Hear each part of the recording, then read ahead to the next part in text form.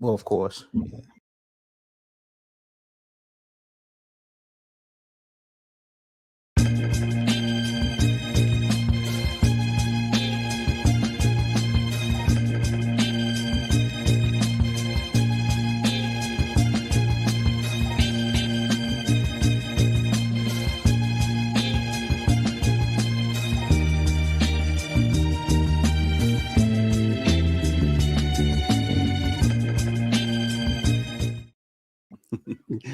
All right.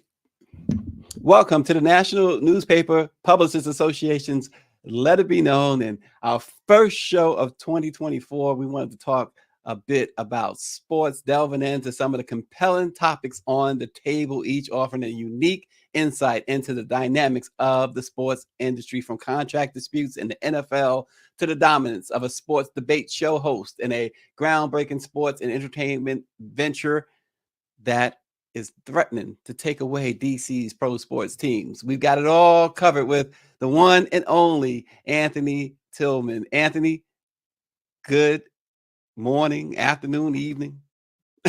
And and when you got a baby, it's like all of the above. Yes, absolutely. Happy New Year. You know. Absolutely. January 1st. It starts again. It starts Yeah. again. We doing it all over again. We getting it back into this whole, new year, same issues. Same issues, but some serious issues that has to be dealt with in 2024. Otherwise, whoo, there's some serious problems, and Oh yeah. you got to get it As done. But always. first, we want to start first this morning with some breaking news over the weekend, some sad breaking news over the weekend. Former U.S. Congresswoman Eddie Bernice Johnson, a trailblazer and dedicated public servant, has died at the age of 89. Kurt Johnson, her son, confirmed her death on Sunday. He said Johnson had recently been admitted to hospice care and left behind a legacy of remarkable achievements and contributions to the nation. He highlighted his mother's accomplishments as a trailblazer, public servant, and remarkable family member in a statement that the family released to express their sorrow over her passing. The family acknowledged the mourning of an extraordinary woman while celebrating her life and legacy. He says, "I am heartbroken to share the news that my mother, Eddie Bernice Johnson, has passed away. She was a remarkable and loving mother, mother-in-law, grandmother, and great-grandmother, as well as a trailblazer and public servant."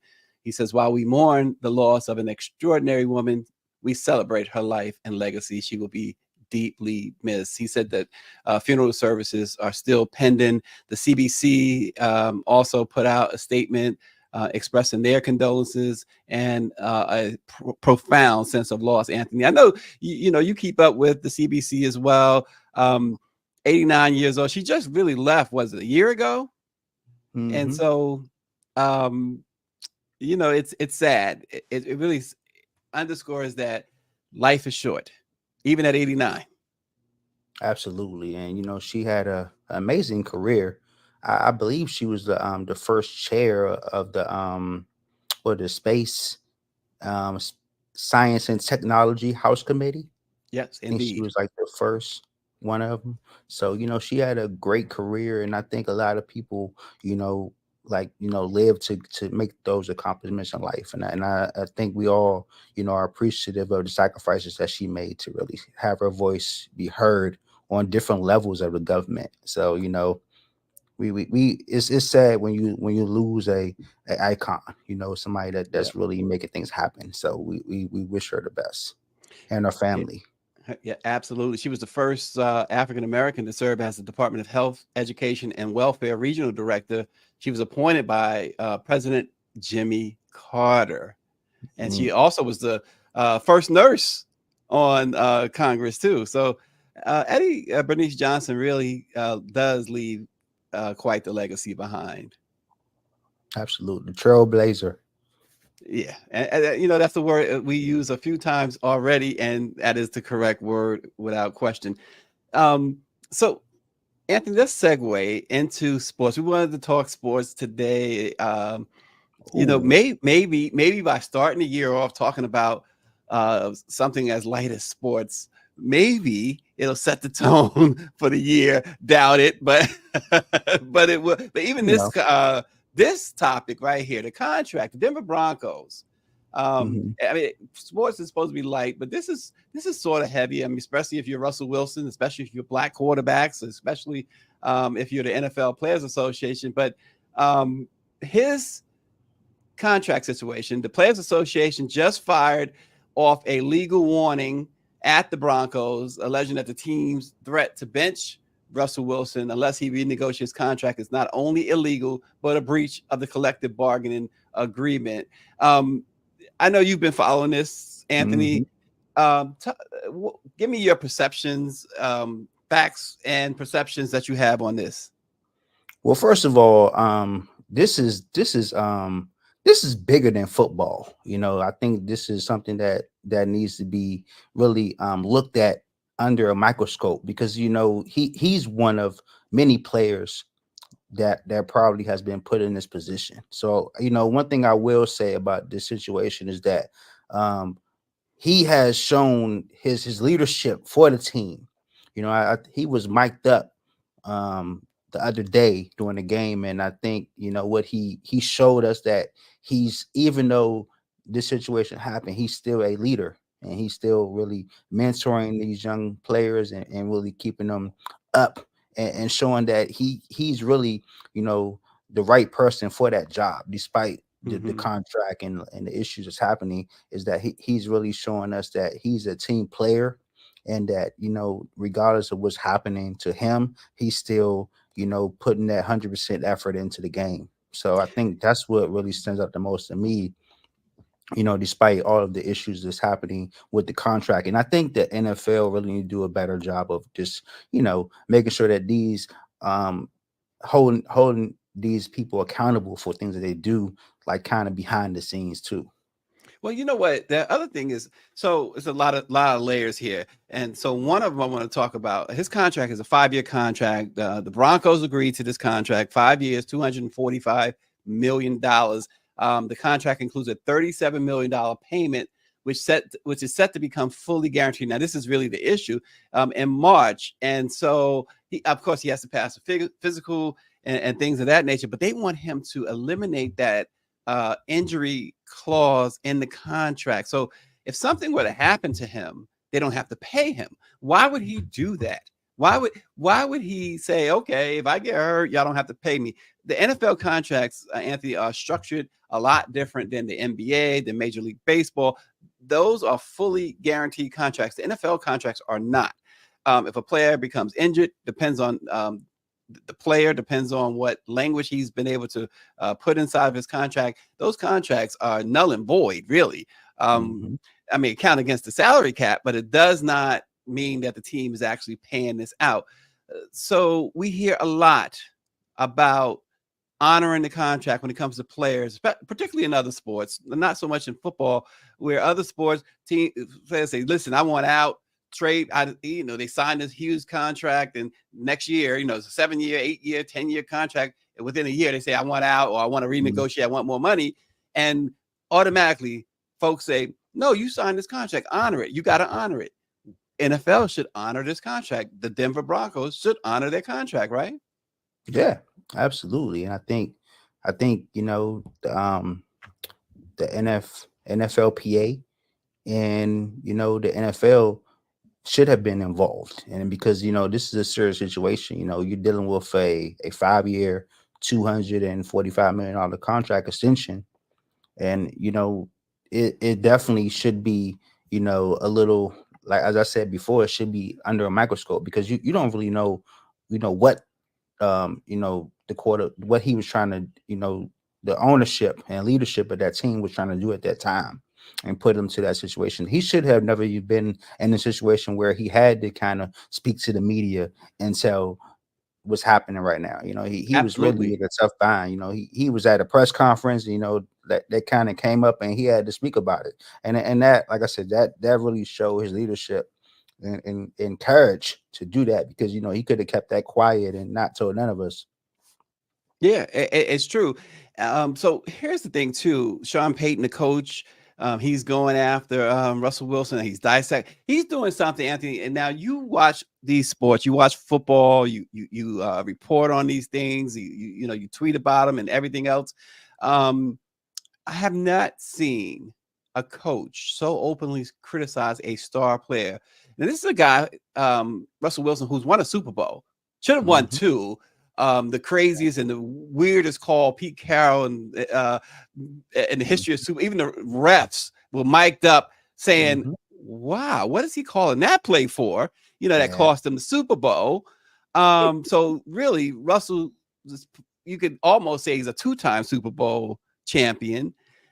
And the coaches question him, saying he essentially, Sean Payton is saying he's not smart enough for this system, a system that I mean, they're still on the verge of, if things break right. The last I looked, they could still make the playoffs.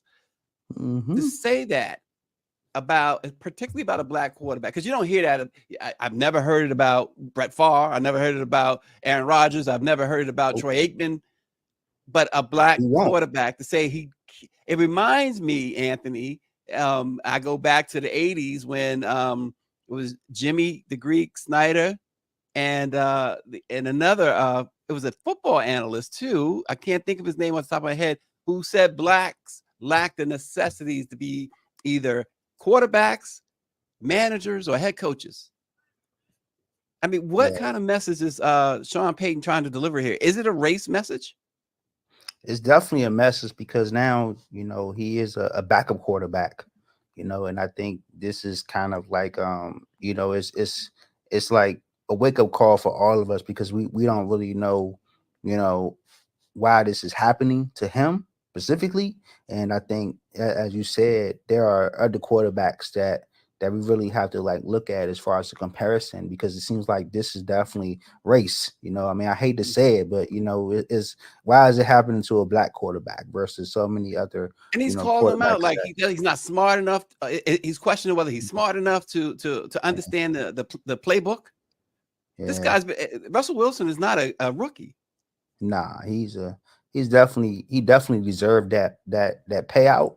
He deserved that money that he's getting, and we should definitely be worried of what is next, for that leadership. And Peyton should definitely not be a coach.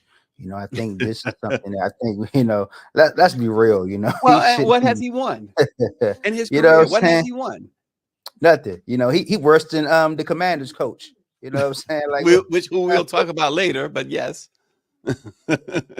But that's my thing. What has Sean Payton won? But yet he feels comfortable questioning the intelligence of a Super Bowl champion black quarterback. What does that tell you about the league when you have a black coach too, down in Florida, who is suing the league because of discrimination, and the NFL never seemed to really reach out to the black community. Certainly not in a way that perhaps the NBA does, and they certainly don't reach through the black press. So the NFL has had a problem. The Rooney Rule, going back then. Right. So the NFL does a poor job, and to allow Sean Payton to question the intelligence of a black quarterback really pushes the envelope beyond what I think most can really fathom. Yeah. And I guess the biggest thing that we all got to really figure out is what they're going to do. Are they going to cut him or keep him? Are they going to give him that guaranteed money, or are they going to kind of just take that loss and just get the cap? So I think that's going to be the conversation that they're going to be thinking about. Right, they should be thinking about that right now, especially when we going into the draft and just what's going to happen. So they say they cut him, Anthony. What message does that send? I mean, we're talking about a team that is still in playoff contention. Here we are. It's January 1st, and they're in playoff contention. This guy is a proven winner, Russell Wilson. What does that say? Is it that they're tanking for draft picks? Well, I mean, if they do cut him, it's gonna mess up their ability to build, because now they're gonna have to find another backup. They're gonna have to go through the salary cap, and it's going to send a message that Peyton really wasn't a good coach, and his leadership skills was slacking. So it's already making his team look really bad, and I think the culture there is really upsetting for the other players. Like you should not be setting this culture at this point in the season. You should definitely be trying to go out with a bang and really leave with a positive message. Like, yeah, we have the right person. And I think that's similar to a lot of coaches. It's like they're sending these messages that quarterbacks are just easy to replace. When you have a quarterback as your leader, and you really got to send that message, like, we stand behind our leadership on the team, and that we just So yeah, but this happens everywhere, man. It's really frustrating, that you see these ongoing issues with quarterbacks, and we're in DMV, and one thing we all know about us is that we treat our quarterbacks like goats, like kings, like regardless of who that quarterback is, we treat yes, that quarterback like they're the champion before they even play. So I think that's what it's hard when you have these issues such as Russell Wilson, where we put him on this high pedestal, and that yeah. and it's not even his fault that he's failing. It's the coach's fault. Well, and the coach is blaming the quarterback. It's just crazy. And what about camaraderie? You talk about camaraderie, but if I'm on the Denver Broncos, especially if I'm an African American on the Denver Broncos, how am I looking at that? How is that affecting me in the locker room? Yeah, I mean, it's definitely making you feel like you're not even worth being on the team no more either. If you treat the quarterback this way, then the linebacker is definitely in a bind. I mean, this is not the New York Jets. The Jets, they can't get it right at quarterback. Haven't got it right at quarterback since Joe Namath, and that was 1960s, right? So, yeah. And then the Jets don't have a good system. Russell Wilson comes over there. He came from a really outstanding system in Seattle, right? Mm-hmm. And brings that as much as he could of that to Denver, and Denver should have been expecting to win. And he bought a winning mindset, which is what you want your quarterback to bring, what you want your franchise player to bring is that winning mindset. But then to have Sean Payton come in and just disrupt the chemistry totally, and be able to just say what he wants, how he says it, and pick. I mean, it didn't just happen, right? This criticism that Sean Payton, this has been brewing since really November. Well, And at the it's been end of the constant. day, we got to give Wilson some credit. He knew this was happening, and he still showed up and showed that leadership, and act like nothing happened, and really just showed the world that despite everything that's happening with his contract and his mental health, he's still a leader for that team. And I think that's what we all should be proud of, as far as especially a black quarterback, that regardless of any adversity that you face, you still going to step up and give 100% to your team.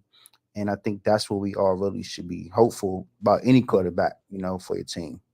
See, Russell Wilson and I have this type of kinship where, despite, like you said, you face all that adversity and stuff, he gets to go home to Sierra. I get to go home to Shanae. We get to go home to some great women.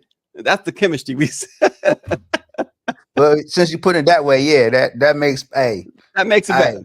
That makes it 100% better. That's putting calamine lotion on the bumps. Right.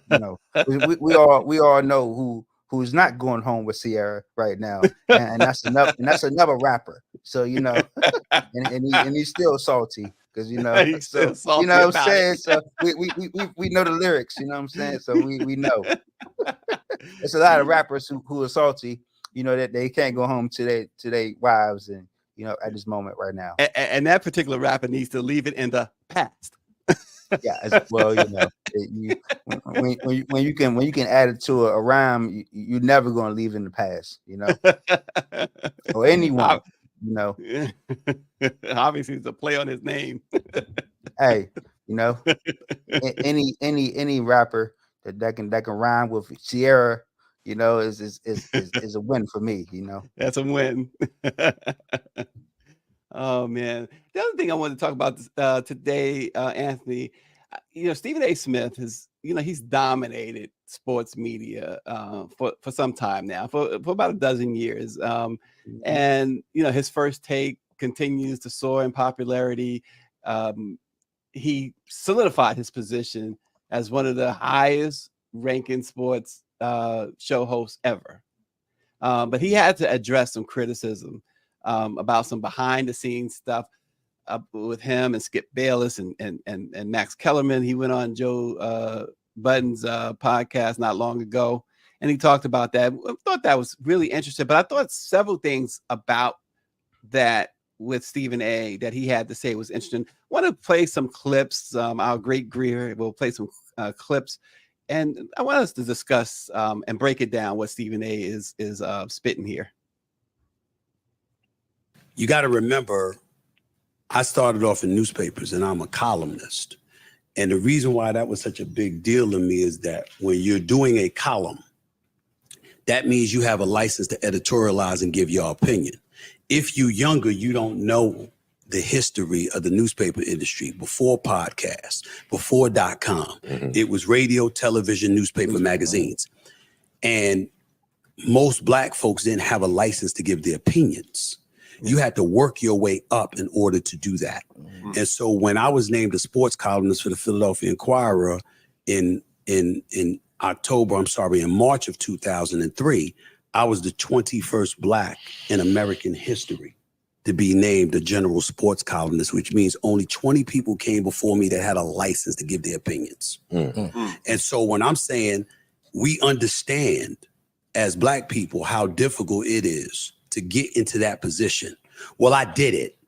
And then not only did I did it, we transitioned to television, and then I'm number one there. And not only was I number one, I've been number one for damn near 12 years. And y'all acting like I'm just running my mouth. And I'm not talking about y'all. I'm just talking about people in the industry trolls. And so Anthony, we're gonna stop there for a moment. So he broke down, and I love the way he put it too, because a lot of people have really forgotten what the newspaper business was really like. But 20 columnists, Black columnists, and he's really talking about mainstream newspapers, and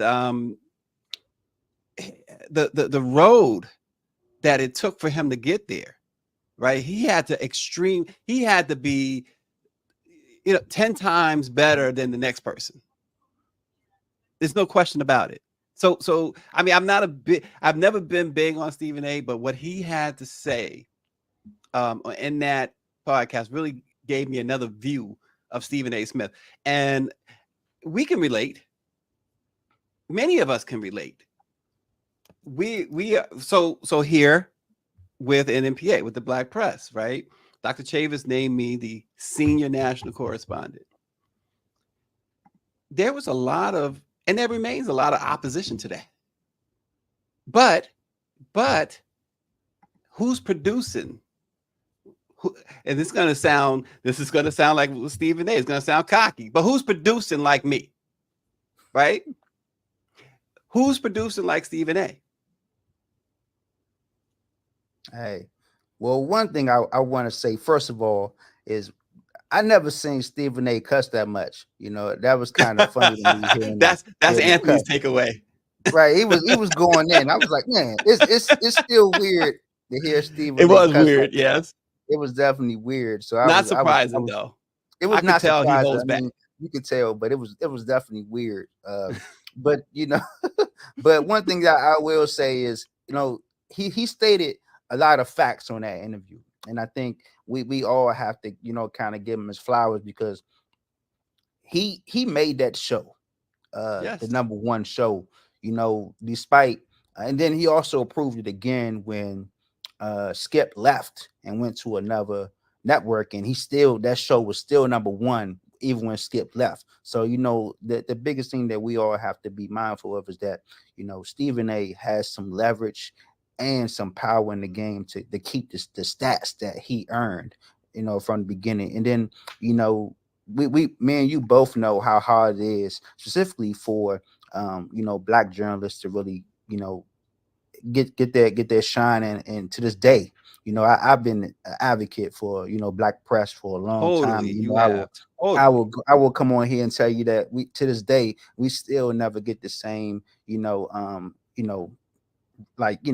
props as the white people that cover us. We still never get the same. We can, it was only one black person in the Capitol insurrection, and it wasn't nobody, So that's all I'm gonna say about that one. But but I do think that he said what he said, and he earned his reputation as an opinion giver. And I think that's what we really need to make sure that we give Stephen A his props, because he earned that right to say whatever he has to say, and then he has that fan base to stand behind it and give him that props too. Yeah, and so and as Greer mentioned, and Stephen A is talking about, and mainstream in particular, black journalists, Anthony, were never asked to give their opinion. Mm-hmm. And Stephen A found a platform where he was able to do that. Like he said, it was only 20 other African Americans before him doing that. And you think about the history. It is crazy, right? Crazy. That's crazy. How many you wouldn't even know in that. History, right? Crazy. That's like saying that like you're like only 20 black people that's been covering sports, what I'm saying, or covering, it's right. like that's crazy. Exactly. And so his point is well taken. Folks are they might slam him a little bit for what they feel, and I've slammed them a little bit too for some arrogance. But you know what? You get to understand when you listen to that particular interview why he's in a position where he needs to be a little arrogant, because everybody's coming for him, even people who look like him, Jason Whitlock. Yeah. So he has to be a little arrogant. And then you got Max Kellerman, right? Oh my goodness. Yeah, we all knew. We all knew that wasn't gonna work out, man. My man just says he should just stick to boxing. He had a few things right. Sometimes you need to stay in your lane, and I think that's what we realized. But Stephen A carried him. Yeah, he carried him, and Stephen. So he joined First Take, right, in April of 2012, and the show immediately you saw the ratings tick up immediately. Skip Bayless, it was the best thing Skip ever did was partner with, or have Stephen A partner with him on that show. And Stephen A pretty much outgrew being, a long time ago, outgrew being number 2, on the show. Yeah. And so he had to he had to really assert himself, and it does take a little bit of arrogance to have to do that in that industry, especially in this industry, the journalism industry, period, if you are black.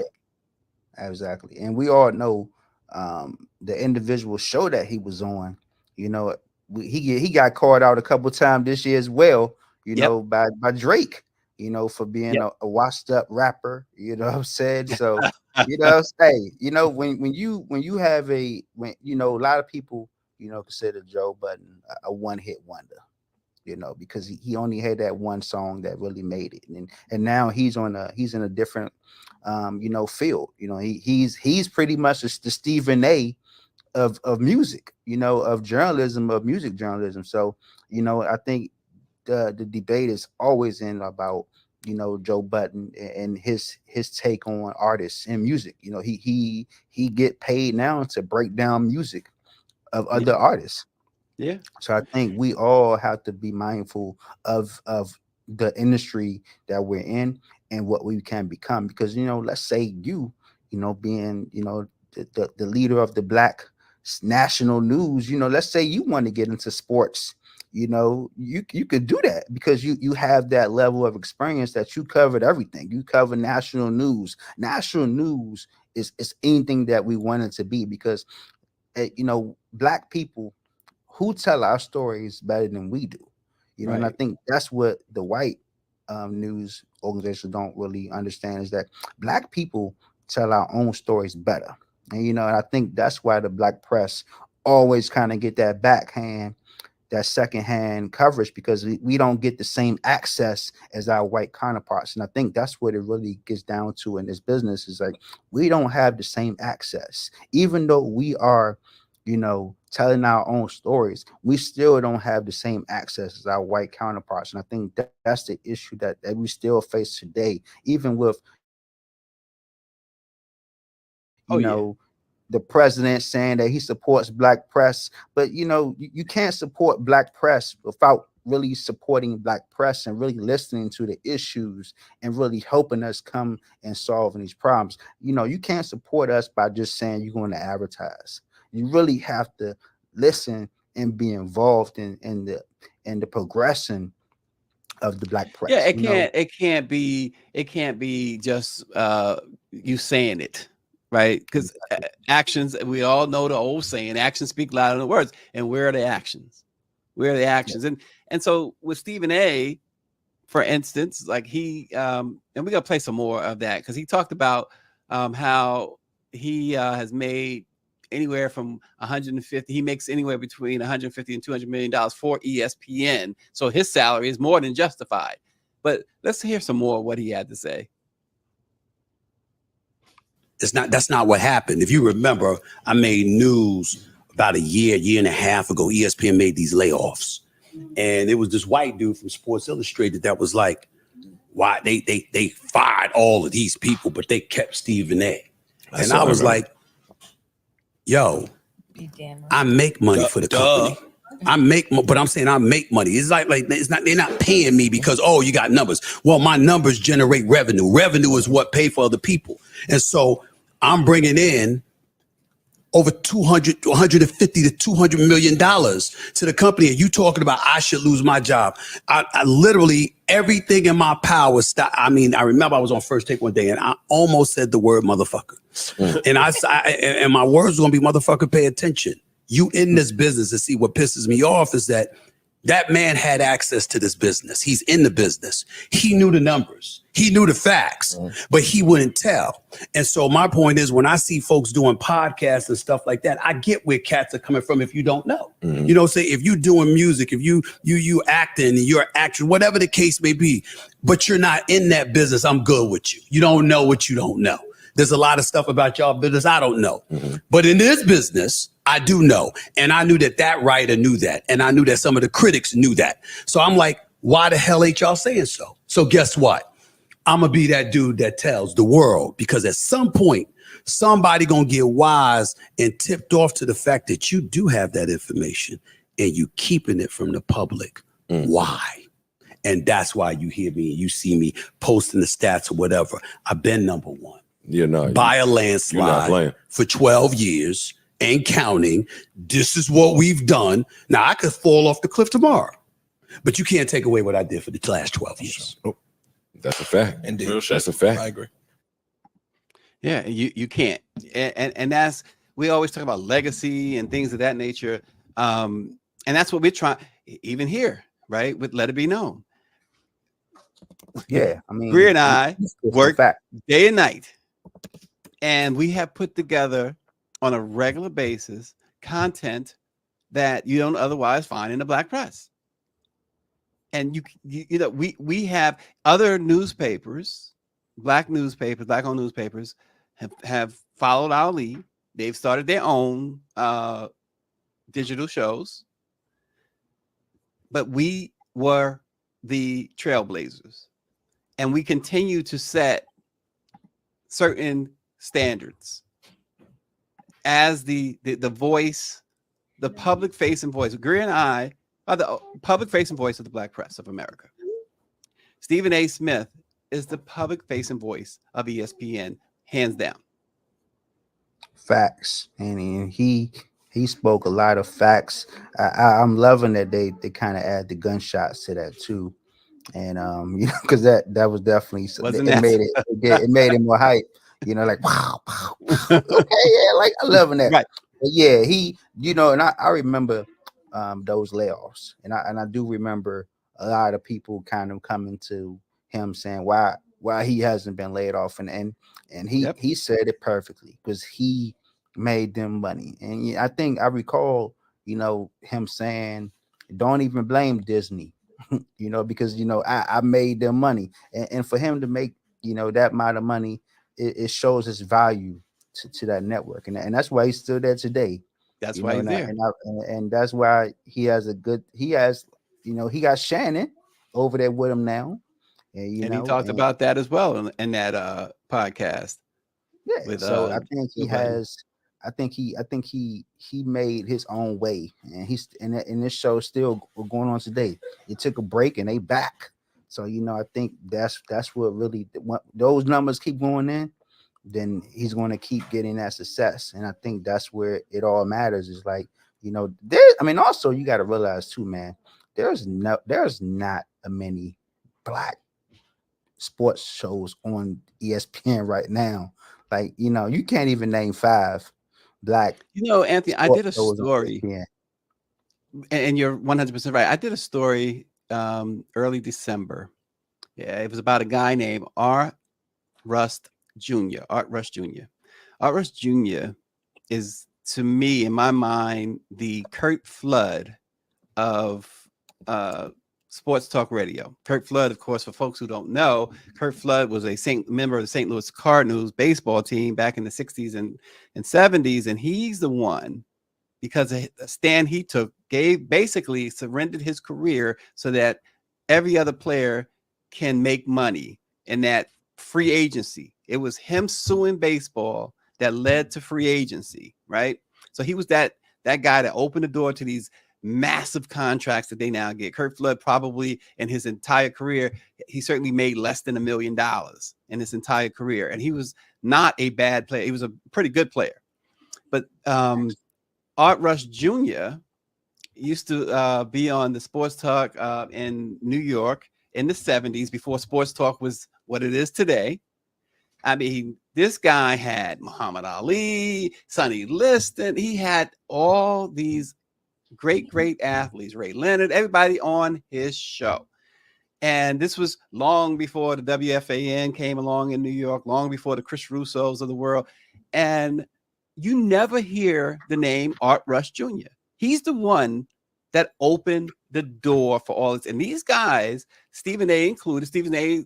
reportedly is making anywhere between 15 and 25 million a year, something like that, whatever the contract is. And good for him. He's like he pointed out, he's earning it. What's his name from the New England Patriots, the Brady? He's just signed a deal. He's gonna make something like 50 million a year doing, sports talk. Mm-hmm. But when Art Rush Jr. was doing, he was making like $300 a week.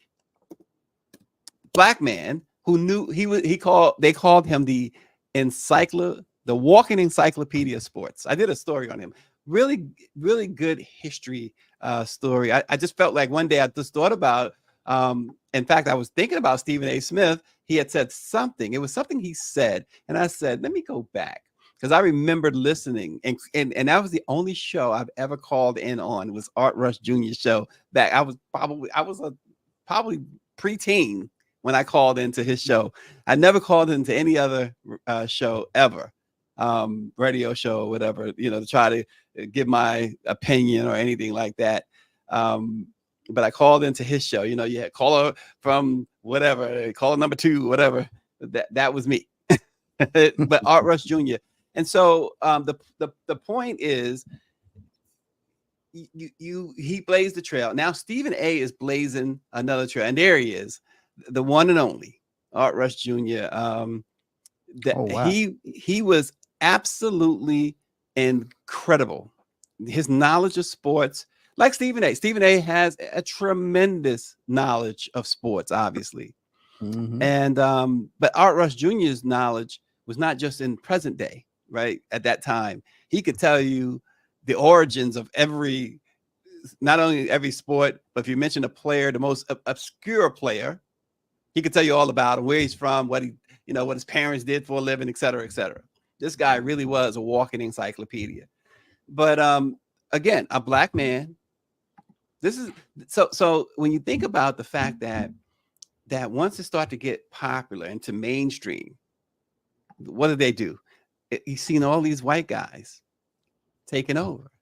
And as Stephen A said, so he was a columnist, and then he took over, First Take, and never looked back. And now he's opening doors, as he said. One of the things I love that he said, and I don't know if we have this part of the clip, but he talked about Shannon Sharpe, and it wasn't that Shannon perhaps he could have gotten another job, but Stephen A wanted to make sure that people didn't forget about Shannon Sharpe. He wanted to make sure that his name was still out there, because he said when he was out of work, nobody would even mention him. Mm-hmm. And he didn't want that to happen to another brother. He talked about being black and being the difference between being black and being a brother. And I really appreciate that. Okay, certain places that I know you like to go, maybe I won't go over there. Certain people that we was mutual friends, hey, maybe I won't be so. Maybe I won't speak to them as frequently as I used to, right? So the stat thing, I can understand. Got it. But the second that Shannon became available, and I like that you did this, by the way. I like that you, I make no qualm. I would like him over here. I like that for the business. But for the skip stuff, I was like, oh, no, that's a jab. That hurts. You're going to go after the co-host so soon. You didn't care. I didn't look at it that way. Got it. I would have looked at it that way if Shannon left of his own volition. I'm telling you, he did it. I'm telling you, he was pushed out. That's the first time I've ever heard that. Well, I'm telling you, and it's fact. Now, they can deny it. He wouldn't. I can promise you that. He was pushed out. He didn't want to leave. He was notified that your services would no longer be needed. But again, that's his story to tell. But I'm telling you what I know. I'm giving you facts. And so when I saw that, it wasn't just that I know the brother's talented. It wasn't just that I know he's a 3-time Super Bowl champion and an NFL Hall of Famer. It wasn't just that I knew that he had been doing television the last 6 years. I saw me from the standpoint of I was let go in 2009 and left for dead. And they were writing my epitaph, and they were like, Stephen A's career is over. He blew it. He had the opportunity of a lifetime. He effed it up and blah, blah, blah. And I was like, there was nobody in the present day Stephen A. Smith's position as the guy in sports media, as the executive producer for the #1 sports morning show that could speak up for me at that time. And I said, this is why I'm here. It's my responsibility. So, it's nothing new. When you look at Swagoo, Marcus Spears, and you see his new contract, when you see Ryan Clark and all the things that he's doing, when you see a Kimberly Martin that was an NFL reporter and now she's on television, when you see a Monica McNutt and all this stuff, like, you know what? I'm at a point in time where if I don't want you on First Take, you ain't coming on First Take. That's it. And if I don't want you on First Take and you ain't coming on First Take, the likelihood is that you're going to have a problem getting on television, because that's the #1 morning show. And if Stephen A ain't feeling you for that show, why should we feel you for X, Y, and Z show? It's just a chain reaction. It's not that I have any sway over those other shows, but it's just a natural chain reaction. And so basically, he put them on. He put others on. So this is what it should be about, Anthony. And you do this, and I see you do this. Is you put other folks on, right? You tweet stuff that others may not tweet about Black businesses, Black athletes, entertainers, et cetera, et cetera. You put people on. We try to do the same with Let It Be Known. That's what it's all about. Too many get in positions like that, and they just there. And they're happy with being, the HNIC. They're happy with being the only Black, the one that's, everybody looks to. But Stephen A is breaking down. He put Shannon Sharpe on. He put all these others on. Isn't that what it's about? Or should be about for us? Exactly. And then of course we also have to state the facts is that,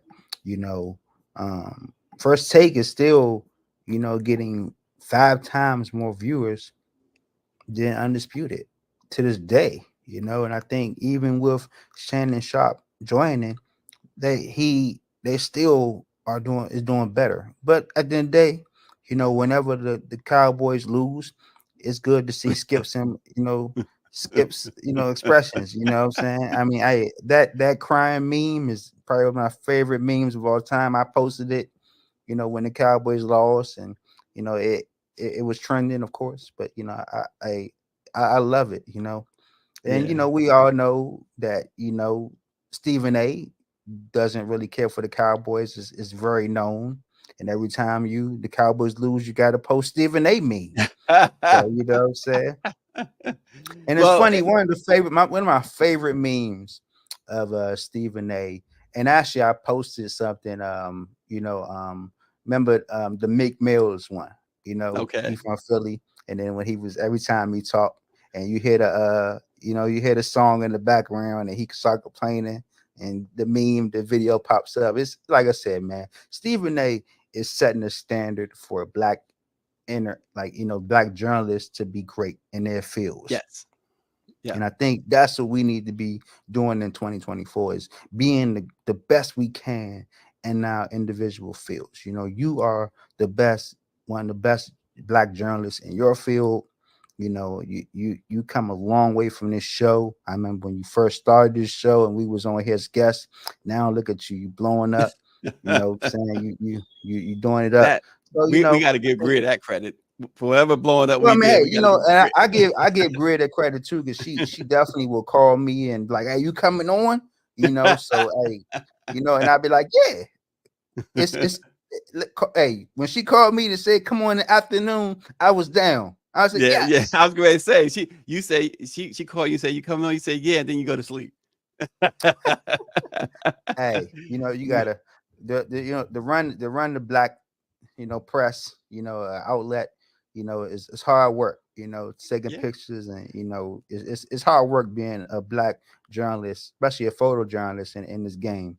And I think we all know. Yes, absolutely. I've been doing this. This year is my 5th year anniversary with the Informer. So, just starting off and just looking at where we was before and look at where we are now, we definitely, we doing some stuff. And Greer's quoting Art Rush Jr. And Art Rush Jr. was such a he was another one who was he was so arrogant, but he was arrogant for a reason, right? And she quotes him. He's one of his famous quotes: "If cocaine were helium, the NBA would float away." And that was back when you had your Michael Ray Richardsons and Ray Williams and other guys just snorting away like it was no tomorrow. I mean, they would come to the game high and looking to get even higher before the tip off. Wow. So it was, the NBA was something else. And this, we're talking about the late 70s, early 80s. Wow. It was who said it? Cocaine's a heck of a drug. So, hey, but also to throw something else out there, Allen Iverson just recently, he posted his, his top 5, and I think we all we realize we nobody really realized, the impact that Allen Iverson had on the game. Yep. And he said, he had like this huge game. It was Jordan, Kobe, and I think he played with both of those players, and really the impact, the legendary, AI, still to this day, the toughest player to ever play the game, in my opinion, was Allen Iverson.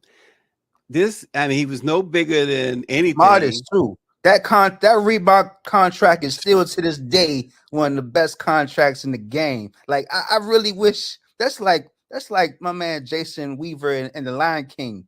like contract. You know what I'm saying? That was, man. Hey, AI had the smartest contract. Whoever, I want to give a round of applause for whoever. Well, because look, that contract just kicked in, really, right? He just started getting Yes. paid.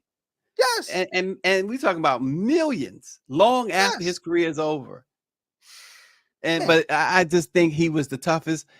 There was no one tougher in the NBA, in the history of the NBA, than Allen Iverson. This little guy, carried the Sixers on his shoulders all throughout his career. And you know what? They knocked him down many a times, and he always got up, always bounced back up, and crossover. He's the one. There was no one tougher. He said Mike, Kobe, and then everybody else. That's what he said. I heard him say that. Now, I don't necessarily agree with that, but a lot of people will continue to say, Mike. I think, Bill Russell, because so folks want to always go by titles, and if you go by titles, it's Bill Russell without question, right? 12 titles, 10 as a player, 2 as a coach. But then you got, don't forget, Dr. J was Michael Jordan 20 years before Michael Jordan, right? This guy transformed. I mean, he made the ABA and NBA merge. That's how powerful a player he was. That's how great a player he was. He merged those leagues. He won ABA championships, and finally in 1983, of course, he won the NBA championship. They beat the Lakers, and who could ever forget Doc coming down, going up on one side of the backboard, going up and under to the other side of the backboard. I mean, this guy was absolutely phenomenal. Now, was he the best ever? I'm not necessarily saying that, but I just think he's left out of that conversation too much. So it's Kareem. Yeah, and truth be told, you could put Magic in that conversation. I mean, he should be. I mean, we all have our, every generation, have a list, and I think that list is always going to be controversial because of the way the game is played and the changes that's made in the game. So I think we all will have, Michael Jordan is just the GOAT because of the way he played the game. And I think to this day, no one has played the game like him. Just imagine if Michael Jordan did what AI did with that contract. You know what I'm saying? Like, for his children. Well, Jordan's got enough money.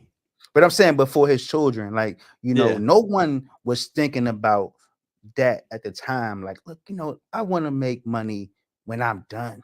Like, you don't even know how long you are playing in the field. Like, just imagine if, you kind of think, like, nobody's thinking of that during that time. Like, can you imagine back when Lion King came out and Jason Weaver's mom said, look, I don't want the money up front. I want the money on the back end. How much of an impact that had on his life moving forward. And that's the kind of deals and negotiations that we don't really learn from because we're not. And most of the biggest things that we talk about, and I know you wrote about it a lot, is financial literacy. Yes. We never learn about financial literacy until it's too late. MC Hammer, no one has even talked about MC Hammer during this 50th year anniversary of hip hop. Right. And the Imagine that he made. And that's what really pisses me off. It's like, we have to really acknowledge MC Hammer because that man set the game for financial literacy because he had all the money in the world. And then he lost it. You know what I'm saying? Like, and then to this day, he still remain humble about the game. And then we also got to realize that, we still, the Tiny Desk of Scarface came out. Yes, I wrote about that. It's so many people that we are missing from this history that we're telling because they're not on our minds at the time and they're not being acknowledged for their flaws. Scarface is one of the best storyteller rappers of all time. Like, to this day, you hear a Scarface song, you know it. You know what I'm saying? Like my man, he killed that Tiny Desk concert, and he's not even being talked about enough in hip hop. You know, and that's what I'm saying. It's so many icons that's out that's today that we really don't acknowledge, and we need to start giving people their flowers while they're alive. Yeah. For me, the GOAT, as far as rap, and I know there's always going to be that discussion and that I got two. I know. Can you have two? Can you have two GOATs? Yeah, you man, one. Well, LL for sure, my schoolmate, and Rakim. I mean, that I would like to see a Tiny Desk with Rakim. That dude had one. Did he? He ever had a Tiny Desk? I don't think he so. never had a Tiny Desk. I don't remember. I don't know. That I think, man, Tiny one man. That was, man. That's genius. You know what I'm saying? Like Rakim is straight up genius. I mean, straight up genius when it comes to spitting bars. Nobody. I mean, they should do. He didn't do a versus. Who would stand? Who could stand? You know, that dude. I mean, you scream, "I'm lazy." You must be crazy. You thought I was. He actually did do a Tiny Desk. Rakim did do a Tiny Desk in 2018. In 2018, I gotta go back and look at that then. Yeah, you should go look at that guy. Tiny Desk. That guy is certainly in my view, it's a GOAT. Him and LL. It's just hands down to me. Y'all can have everybody else. If I don't hear another, you know who haven't done a Tiny Desk? LL. LL's got a lot going on. Desk. I would love to see. It's two people that I would love to see do a Tiny Desk. One is LL Cool J, and I would actually love to see a KRS-One Tiny Desk. KRS-One is probably one of the underground most influential hip hop artists of all time. You know, my man, you know, he's so much into that history of hip hop that is crazy, and I think we don't acknowledge him enough. You know, as far as I know we do, but I'm saying we don't, as far as like, you know, the culture. And you know, I think that's what it is. Like we missed the ball so much on this 50th anniversary of hip hop. Like, you know, I'm saying, but I mean, not us. Is like I'm talking about. I mean, the founders, not the founders, but the powers that be. Right, they dropped the ball this year. Hands down, they dropped the ball. They had their celebrations, the big Yankee Stadium thing, the Grammys, but they dropped the ball because there's so many that, like you pointed out, you're 100% right. They just did not highlight at all, did not include at all. I saw a guy at the gas station the other day. He's probably about 20 years old, Anthony, young kid.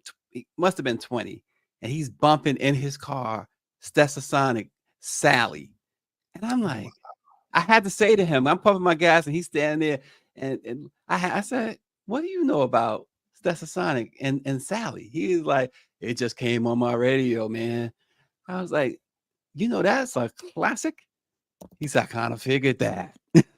He was high.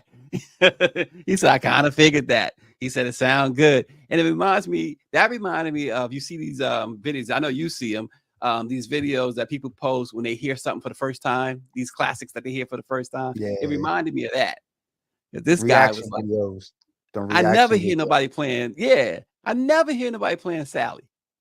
Like, wow, that's a hip hop staple from the 80s. But we were supposed to talk about sports. We got one more topic to talk about this morning, Anthony, and right up your alley, of course, Virginia sports and entertainment venture with NBA and NHL teams. The governor, Glenn Youngkin, he announced a tentative agreement to relocate the Wizards and the Capitals to a new sports and entertainment district in Northern Virginia. It's a $2 billion proposal. Anthony, listen, the district losing the Caps and losing the Wizards. How serious is that? I mean, look, the Wizards were the Bullets before, and for a long time they played in Landover, just like the Commanders play in Landover. But how devastating would that be? Man, first of all, no one will would have ever thought that would happen. And I think, that would really mess up Bowser's legacy as the mayor of DC, for her to be the first mayor to lose a NBA team, under her tenure. And I think a lot of people, and one thing I will say is that, I think Virginia outsmarted DC. Mm-hmm. I think that Virginia was really salty about losing the FBI, so they Mm-hmm. kind of just came after the NBA, and I give them props because DC, they've reacted too late on that agreement, and I think at the end of the day, the owner didn't really want to be in DC. I think, I think it was his decision because he ended up, even at the press conference, which I watched. He said that he was going to give DC the Mystics, Mm. and he Well, does it's own it. it's not. Let's be real too. The arena where the Wizards and Caps play, it's just not the ideal situation. I mean, No, they they had barely have. a few scheduling issues as well. I remember a couple games had to be rescheduled. I think honestly that arena will be really amazing for concerts. Mhm. Um, And it and has and been. yeah, And what about the Commanders? Is there, their lease is coming up, isn't it? yeah. Well, first of all, we already know that FedEx has been known as one of the worst stadiums. Yes. And so I don't really see FedEx being the home, because first of all, of course, as the Commanders, they moved their corporate headquarters to College Park. Yes. So that was kind of like a starting point of the transition. So right now, with the new owners, Josh Harris and group, which by the way, I broke that at first. Yes, you Nobody did. give me credit I for that. remember that well because you I were broke texting that me. first. Yep. So but I think they have a lot of weight on them right now because they have to make a huge decision So on you that. mentioned Bowser. You mentioned Bowser. So you're Hmm. gonna lose the two, the hockey team and the basketball team. Hmm. Now, how much pressure does that put on her to get the Commanders back to DC? Because there's been a lot of talk about that over the years, getting them back to DC. Nah, If they're not she's coming not back. going to do it, not going to I don't happen. I don't think she I don't even think she has the capability of getting the Commanders back because RFK is just old and there's no place for them to go. Like they're But going to have to they promise. spent. Well, let me say this: the Nationals Park, Mhm. beautiful stadium. There's no, I mean, they got a soccer stadium over there too. Is there no hope to build something like that for the football team? There's no revenue. I mean, to do that, they would have to make a huge investment to really even get them to come. Like, they would have to pretty Hmm. much offer what Virginia offered them, to really like 2 billion. You know what I'm saying? I don't think DC has the capability to actually make that offer to really build a stadium from scratch for the Hmm. Commanders or the Wizards and the Caps to come back. Like the Capital One is really not the best location. And then of course, we gotta say it, crime, Right. the way the inflation is happening right now, it doesn't make sense. And Virginia just had the upper hand as far as that situation that benefited them. And I think Yeah. they won, and I honestly, I will be shocked, honestly, if in 4 years the Commanders, the Wizards, and the Caps are in Virginia. Like Yeah. I wouldn't even be Yeah. shocked. I wouldn't even Yeah. be shocked. Well, Because I wasn't them think, moving the headquarters a tip off that they're not gonna renew that lease? I mean, well, Commanders, they're headquartered in Ashburn. So, of course, I honestly think FedEx really need to, in order for them to really stay, I mean, they're going to have to make that investment on that field. The first thing that Josh Harrison should be doing is making the investment on that field making sure that field is safe for Yeah. anybody. Yeah. And for Maryland, which is where FedEx Field is, they have to also deal with the Orioles and that lease. Now, the Ravens, they have a great deal. They just finalized another great deal over there. Beautiful stadiums over there. Of course, the Camden Yards where the Orioles play is it was the we talked about Trailblazers earlier. It was what got all the new stadiums started. And certainly it remains one of the ideal stadiums in baseball. Their lease is coming up in a couple of years as well, and there's been talk of them even moving to Nashville. And we know the danger of that talk is twofold. One, Nashville has been promised a team, and it's been promised a team soon. And two, we know how impactful it was when Art Modell, in the middle of the night, pulled up some U-Haul trucks at Memorial Stadium and moved the Colts out of Baltimore. And until the Ravens came, the city was devastated. The fans were devastated when they moved to Cleveland. Yeah. And so Maryland has some things to deal with two major sports teams, Anthony. And you think about the teams that have left in the past. I mean, there was the Lakers leaving Minneapolis, and Lakers were winners when they left Minneapolis years and years ago. And of course, perhaps a move that really hurt a major city. You always go back to the Brooklyn Dodgers and the New York Giants baseball team simultaneously left New York City, decimating Ebbets Field in Brooklyn and the Polo Grounds in Manhattan. They felt like they were in the shadow of the Yankees. And so they left. And so you have sports teams abandoning ship. And when that happens, it just leaves a fan base devastated. And so, well, one thing I will say is that I have to give Governor Westmore some credit because the Orioles, they signed the lease extension at Camden Yards for 30 years. So they did sign an extension. They did sign the lease agreement. What's the fight for now, though? What's the fight over now? The fight now is over, I guess the improvement of it, and I think that's pretty much, I think that like to keep it there. I think the issue was where it was going to be. And I think they was really, because remember, it was some talks about the Orioles going to St. Louis or a different team, a different place. And I think the Governor Moore was trying to do their best to keep it in Baltimore. So, but, as I stated, I think they need to be doing the same thing for the Commanders. Yeah. Because FedEx is definitely not a safe venue for no team. Yeah.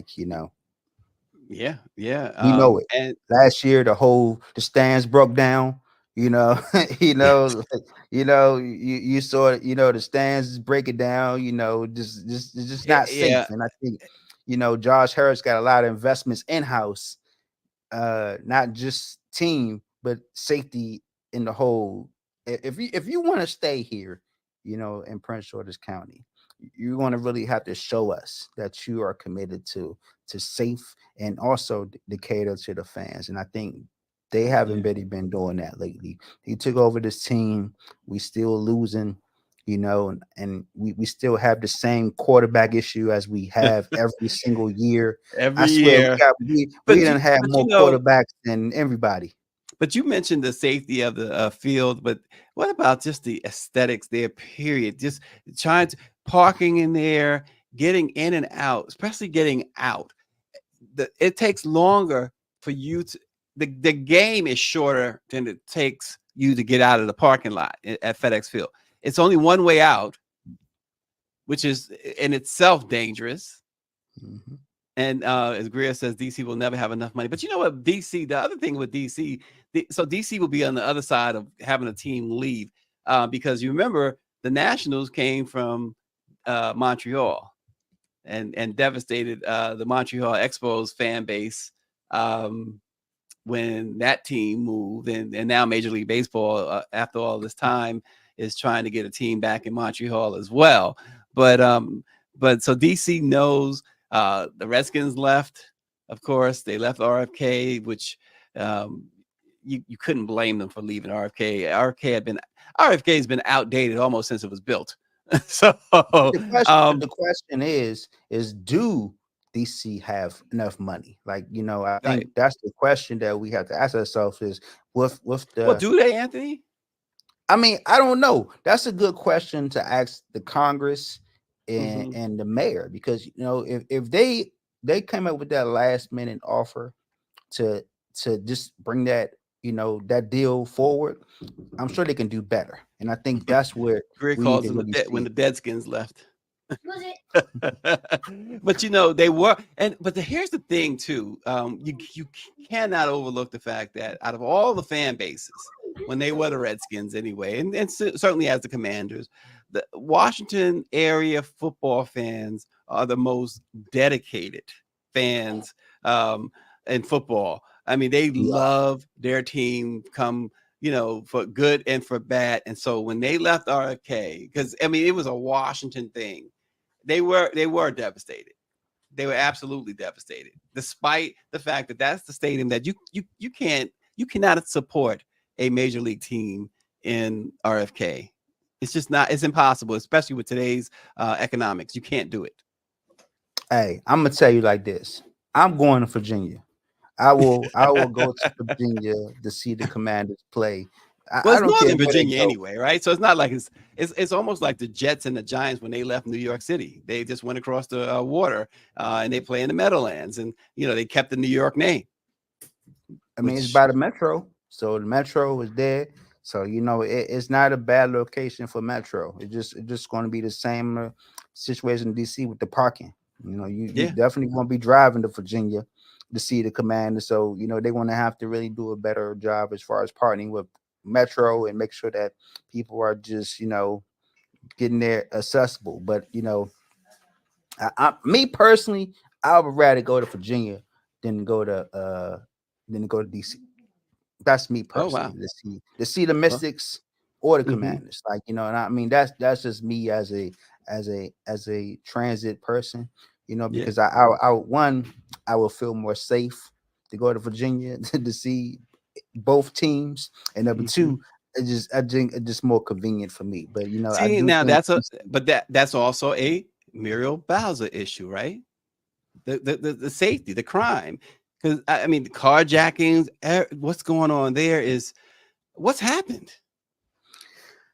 Man, that of course that's a DMV thing too, because it's happening in Maryland too. And of course our General Assembly, when they come back in January in Maryland, they really that's going to be one of the huge topics of conversations for the General Assembly, is because we have this juvenile reform bill that's coming. The Child Interrogation Act is going to be up in talks. And of course, you got the schools, you got the blueprint for Maryland.